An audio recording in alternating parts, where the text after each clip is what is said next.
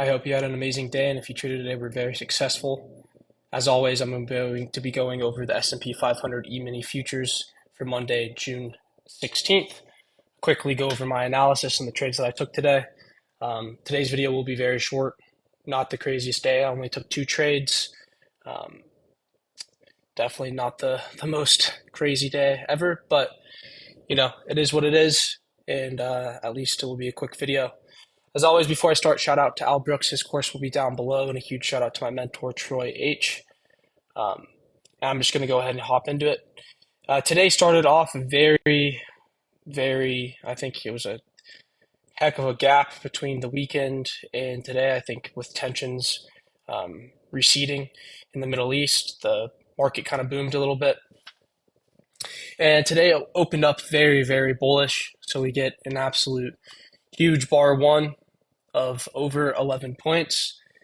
This itself is probably going to need a second leg, even though it's just one bar. You have a huge micro gap, closes very strong on its high, tick gap, very strong bar. Then we get two kind of sideways, a little bit down doji bars, and then end up getting a 4-bar micro channel. And this was kind of the first thing that I saw today, and one of the only, or I think the best trade of the day. You get over 22 points up. You get some good closes, some good distance factors. You have 4 bars, a good micro gap, a few tick gaps. And this is a very strong distance factor. It's a very strong time factor. It's 4 bars, over 22 points. And I thought that this was going to at least get somewhat of a second symmetrical leg. Even though this could be a 1 pullback 2, I was very confident that this would get some sort of another push up just after all those variables were all hit. So I bought the close of 8. And yeah, 8 got a good close, over 4 points down. But in the grand scheme of things, measuring this out using Fibonacci, bar 8 didn't even close at the 30% pullback level of this 4 bar. So I got it a little premature, I would say, in the grand scheme of things. It could have pulled back a lot more deep and then gotten a second leg, but I just wasn't. I was willing to sit through a bit of a pullback, but I feel like with these massive first legs up, or second leg, whatever you want to look at it, but this massive breakout, that it either gets a deep pullback or a pretty short pullback like 8. So I like the pullback on 8. I bought the close of 8 and took 10 points on 12. Ended up getting a semi-symmetrical leg up of about 15 points. And this was kind of the biggest move of the day. You could say this is 1, pullback 2, pullback 3. And then the whole rest of the day kind of just goes into this bearish channel, sideways to down. And I'm just going to quickly go through it. So you can see like there's kind of 3 pushes down, or a bunch of pushes down throughout this. You get 1, pullback 2, pullback 3. But it's kind of respecting this now channel that it's creating. Tries to push down past the EMA on 29 through 31. Doesn't succeed. You get 1. Maybe this resets the leg count. 1, pullback 2, down to the EMA. I guess the only trade that I saw through here is that you could have maybe sold the closing on the EMA, thinking that this was now this the second leg. So you could say that this restarted the leg count. This was leg 1 down, gets a deep pullback to the top of this channel, respects the top of the channel. Second leg is imminent. Second leg goes below and closes below the EMA. You trade the close of 36, sit through a couple, doji bars, sit through a little bit of a loss, and then you could have ended up scalping 5 points, but not a super strong trade. And the way I trade is I look for very good breakouts, really good breakout, really good follow through. Trading for second legs, and that just wasn't something that I was interested that followed my system, but you could have scalped a quick 5. But definitely a lot of quick scalps in here. Same thing, if you saw the micro gap on 28, thought it was going to go lower, you could have hopped in there, scalped a couple points, but still kind of just going sideways to down, kind of still in trading range sideways mode here. And then the first kind of breakout that you really get, that I almost entered in, is you get this 4-bar micro channel up on 46 through 49. As you can see, 47 has a really good micro gap. 48 has an amazing micro gap. It's over 12 points up, so nothing insane compared to other trends of the day. but still a good push up. 4 bar has some good distance factor. It has micro gaps, tick gaps. It's 4 bars up. You would definitely think that this needs somewhat of a second leg, but you just have to look at what's going on overall in the trend.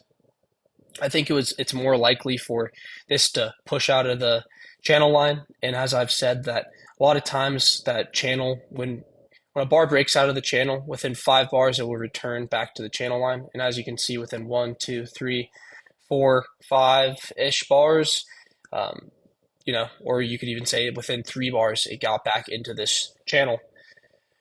So I was just looking at kind of the overall trend of it being very bearish. This definitely could have been a breakout and got a second leg. And the real reason why I didn't take this trade is because of 50. 50 has such a great pullback. So you can measure it here.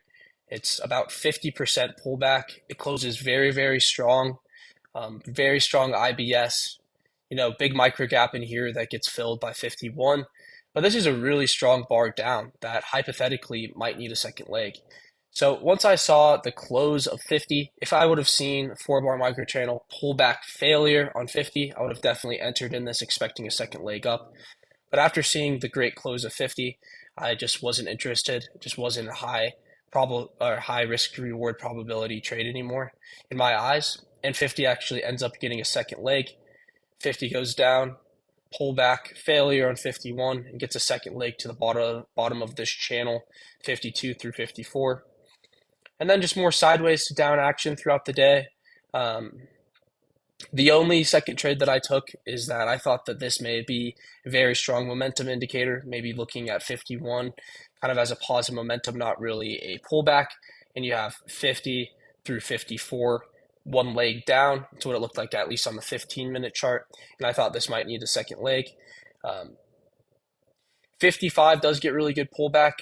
And I was waiting because I didn't want to sell this pullback because that's a good bar. But I was waiting to see if there was confirmation of maybe a second push down for a quick scalp of 5 points, like I had seen above the rest of the day or earlier in the day. Probably trying to jump into the market a little bit. Probably not the best trade, but I saw 56. It closed with decent IBS. It's still a doji bar, not the best entry. If I could go back, I wouldn't have taken it. So I sold 56. And then right away, it clearly goes against my hypothesis. I was kind of sitting through 56, 57, 58 because this was a 15-minute bar that could have gone a bit lower. Because on the 15-minute chart, this was all 1 bar. This was the pullback, and I was waiting for a second push down. But once I saw 59 close on its high, a good bar, I got out break even on 60. So I sold right near the close, caught the open of 57, and then broke even on 60. And yeah, it ends up working out in my favor. And if I would have stayed in, I would have been able to make my 5 points, my full take profit that I had in that trade. But once it went against my hypothesis, I was already up 10 points in the day. I didn't want to take any unnecessary risk, so I got out of there as quickly as possible. And the rest of the day still kind of respects this channel, goes a little bit up, has some weird pushes up, some weird pushes down, kind of all trading range.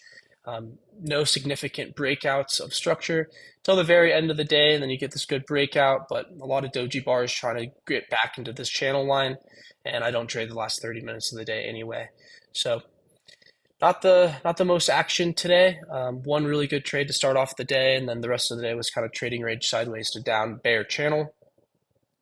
Please let me know if you guys have any questions, comments, concerns down below. And a shout out to Al Brooks. His course will be down below. Huge shout out to Troy H. And have a great rest of your guys' day. I'll be back again tomorrow with another video. Thank you.